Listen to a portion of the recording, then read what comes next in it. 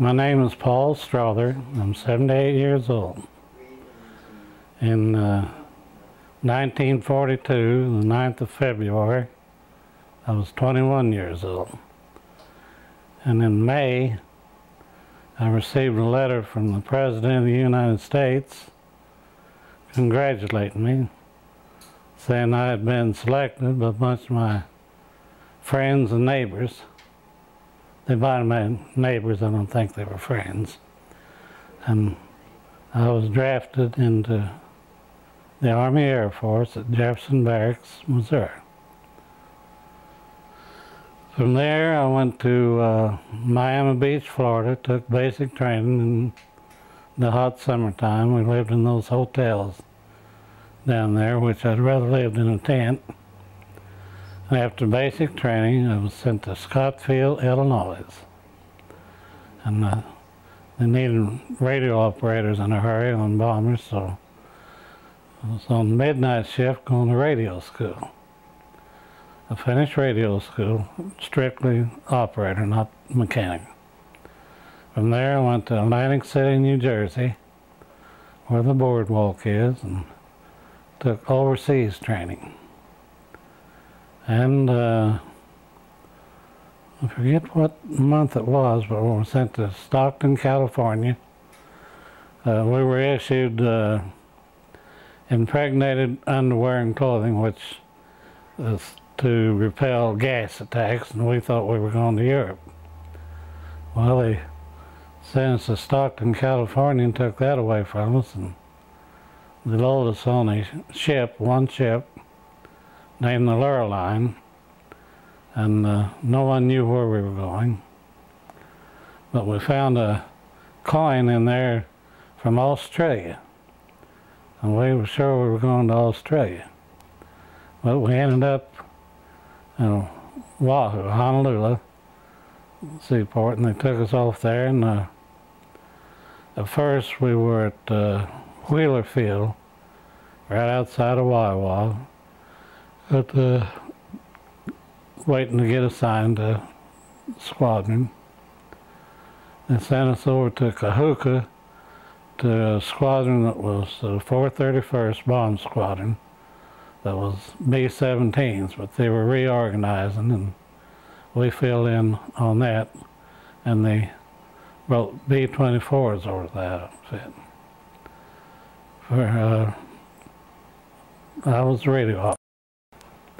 I had all the international Morse code and the code ciphers and authenticators and everything, which authentication would change from day to day to keep the Japanese from getting on to it.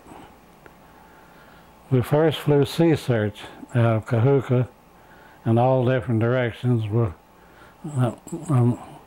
different direction each day, 1,000 feet looking for Japanese shipping.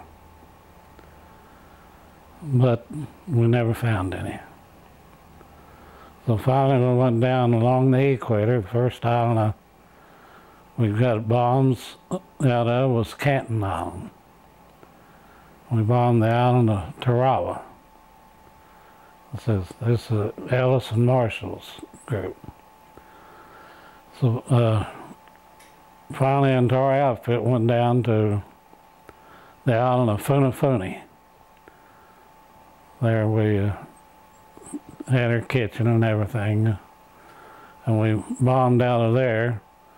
First night we were there, we were tired, moving everything. They come around and told us that the condition was red, the Japs are going to bomb us, and I said, oh, they can't know we're here yet, we just got here. And they better dig some foxholes, and we just lay on our bunk. They sent the engineers around to dig us some foxholes. Well, it wasn't long before we heard Charlie. Their planes had a different sound lines. Their engines were never synchronized. They'd raise and fall. And the bombs started falling. But I think we had a couple of Seabees killed that night. Our plane was damaged. We couldn't fly it. We had to borrow another plane to fly. But the next day we dug those foxholes deeper. And we had this armor helmet. That's one thing that we kept with us all the time. It was used for a lot of different things. You could shave in it, bathe in it, or in extreme circumstances, you could do anything in it. So we, first island we bombed was Tarawa. It was about the closest we ever came to getting shot down. They had us boxed in, and how we ever made it through, I don't know. We did, and then the next island we bombed was Kwajalein, which later we were stationed on Tarawa and Kwajalein. And now you were in the plane? Yes, I was in B-24, 30 bombing missions through there. And your job was the radio? Radio. We you went on 30 missions? 30 missions, yeah. We didn't we didn't radio and clear text. Like, we had to encode it and any back way to decode it. Mm-hmm. We got our encode and decode book from the communications officer each time before we went on mission. Well, some of the islands we bombed, let's see, Malolap, we bombed it. Our primary target was Japanese shipping, but next was airfields. We bombed a lot of airfields. Truck Island, which was a strong Japanese naval base, had a reef around it with this 2 entrances to get in, and they had a lot of shipping there, but we bombed their runway. One time we were carrying 100-pound bombs, double suspension. It was, we 10 to, we had 40 of them, I guess. We knocked out 23 of their planes along the runway that they counted next day. A Navy plane flew over and took pictures. And another time we were carrying phosphorus bombs. We bombed their oil dump, fuel dump, and we were flying 12,000 feet, and when we set the fuel dump off, you could read a newspaper up there at that altitude from the fires we'd started. But that was our 2 most successful missions. A lot of times we never saw what we hit on the ground, or we knew we hit it. We had a good bombardier and a good pilot. The pilot was still alive, by the way. Lives in Kansas. And before you get to the target, the pilot was in control of the airplane, direction, altitude. And then before we get to the target, he turned it over. The PDI was pilot's indicator. And he had to set that straight and level. And it seemed like it took forever for him to say bombs away. When he did, someone always said, "Let's get the hell out of here." I don't know who said it, because that was what was on our mind. But we got several good bomb hits. That was 2 of the best. And after 30 missions, we got sent back to the United States. And I finished up at Tarrant Field in Fort Worth, Texas. We were breaking single engine pilots in to fly 4-engine airplanes. They just touch and go, touching. I was wishing I was back in combat, because I didn't trust those pilots. And that's about it. I had enough points to get out on about the 2nd wave when they discharged. Got my discharge back at the Jefferson Barracks. How long did it take to do the 30 missions? Oh, sea searches and 20 missions. I was over there 20 months. And after every 5 missions, you had to take 1 mission off. You stayed on the ground. And on one of those, we stayed on the ground. Our buddy air crew, the pilot's name was MacArthur, and they got shot down. And we always said there's 2 of us coming back, but they didn't. So what happened to them? Did they get out? No, we were over water all the time. We didn't even wear a parachute until we got to the target. I talked to another guy. We have a reunion every year, and talked to one in Tucson, and he was on the mission when this crew got shot down, and they were burning, and he was a flight leader. He told them to get away from him. He was going to blow up. So he blew up. B-24s would blow up easier than the 17s. I remember one time, well, anytime you saw a 0 out there, or at least we did, we would throw a couple of bursts at him, you know, your forward tracers, so they wanted to know that we could see him, so he wouldn't come in on. And we were flying diamond formation one time. We were the left wing of it, and this one damn 0 come right down through the formation.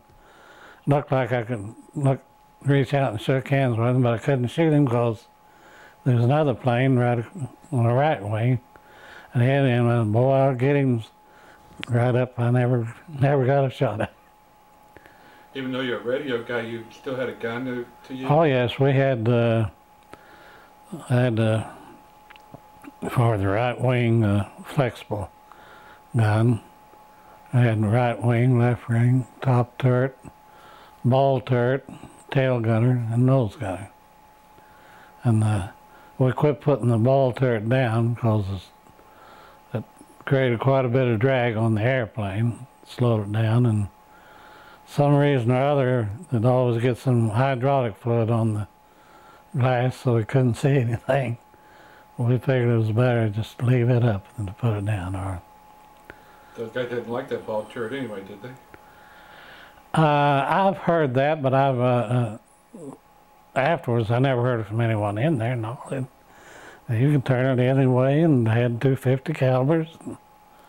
I've heard that a lot of them didn't like it because they thought they might not be able to get it back up if the hydraulic system was shot out or something. But actually, I don't think anyone disliked it. I've been in it, but. Where were you stationed at? Where was you, when you had time off, where were you at? Time off? Well, we moved up as soon as they get an airfield down. Like, first we were stationed on Funafuni, and then after took Tarawa, after the Navy task force went in there and took Tarawa, we moved on up to that. We had to stay under an airplane for a while, and there's many dead Japs and Marines and pieces that they'd pushed into that runway that it stunk to high heaven there, and flies were so bad you couldn't shoo them off. You had to take your hand. I got dysentery there. And after, let's see, forget how many missions, must have been 10 missions. You got to go back up to Hickam Field in Hawaii for 5 days. And then they had a place there, the ice box was full of steaks and everything, and really lived like a king, only didn't furnish with a queen. And, damn. Yeah. That was for 5 days. Then you went down, back down. So, about the Kennedy? Oh, we had to, when Joseph Jr. went down, they pulled us off of bombing to go search for him in different areas, but nothing was ever found, no wreckage or anything. I don't remember how many times we went out looking for him. we didn't know who he was at the time, but everyone said he really must be important to pull the planes off of bombing the Japs to look for him. I'm not sure. I think he was in the Air Force, wasn't he? I'm not sure what. I know it was Joseph Kennedy Jr. I don't know. I didn't know they were important until John F. Kennedy got to be president. Like, I mean, Well, he was being rich. He wasn't the one the old man wanted to be president. He wanted the older one to be president, the one that went down in the Pacific. And so the old man, he made his money from, you could say, bootlegging scotch into the United States. So, on most of your bombing missions, you didn't have too many. Did you have flak coming up, or did you have any? You could see that flak up there looked like as thick as a dark cloud. And how in the world are we ever going to get through it? Seemed like the time we get there, it'd be a lull in it or something, and we get through. Oh yes, you can see the orange flashes on the ground, and then you wonder where it's going to explode. Well, one time, the pilot didn't start his maneuvering. I forget just how long it took them to get set up on a plane, but he would maneuver so they wouldn't. And they shot our right front bomb bay door off. And our tail gunner, and tail gunner at the pilot, and our pilot, go ahead, Norris. Said, you better check the airplane. I just saw a little piece of aluminum go by. And I guess that, I forget, that door must have been 7 by 12 or something like that. But it didn't affect us any. It was cold coming back off the mission. Shut the bomb bay door off, you said? Yeah, you have 4 bomb bay doors. You have so 2. The bomb's still in there? No, we'd already dropped 2 bombs. You have 2 in the front that come up like that and close, and 2 in the back. And you have